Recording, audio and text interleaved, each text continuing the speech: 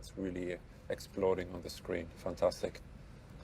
Hey guys, we are here in the studios to create some assets for our new baby, the Granturismo, some video, photo assets. And since we have the car here, let's get up and take a look together. As you know, the Granturismo is not just a nameplate for us, it's actually the philosophy of our brand, bringing performance and luxury together. And that is really apparent in how we have designed the new Granturismo. So let's take a closer look. Before the invention of the Granturismo concept 75 years ago, a customer basically had to decide between a race car or a car for the road. And what the concept of Granturismo did is brought these two worlds together. So you could track your car and then drive it home. Basically, by combining this central fuselage with the engine, which in that day was basically that of a Formula One car, and making the car road legal by adding headlights and the volumes that protect the wheels. And the F1 technology is still with us today. The Nettuno engine of the Granturismo, which comes from the MC20, is mid-car mounted and is utilizing Formula One technology. And that allows us to also, in this case, keep the center line of the car extremely low and allowing the flares, these muscles, to really stand out and create this beautiful sculpture. Now, sculpture combined with purity is extremely important for us because we're not designing cars for a 3-year lease contract. Our cars will go into your collection. They will go into a concours d'élégance, so they need to express visual longevity. And part of that pursuit of perfection is also to eliminate the cut line that we previously had here on the hood. And we're now moving over to the side to be almost invisible and creating this beautiful clamshell hood that in itself is an engineering masterpiece and belongs onto the wall of a museum to be appreciated as a sculpture.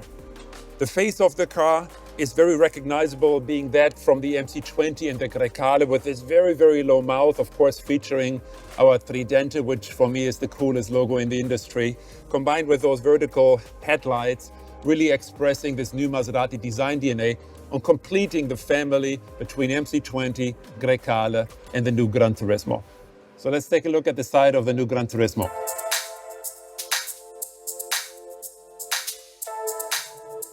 You can really appreciate the clean construction and the amazing proportion.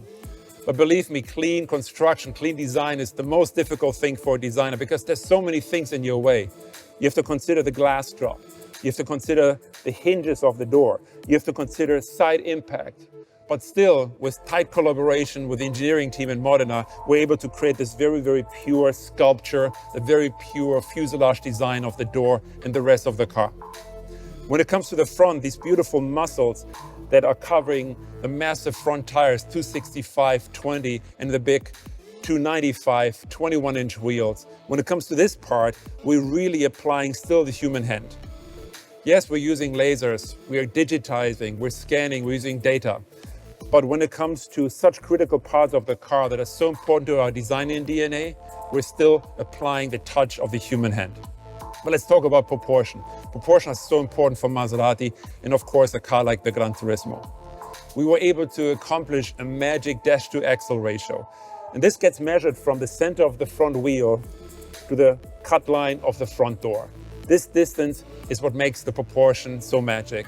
And we were able to achieve that together with the packaging engineers in Modena by putting the V6 behind the front axle, be able to create this beautiful long stretch sculpted hood.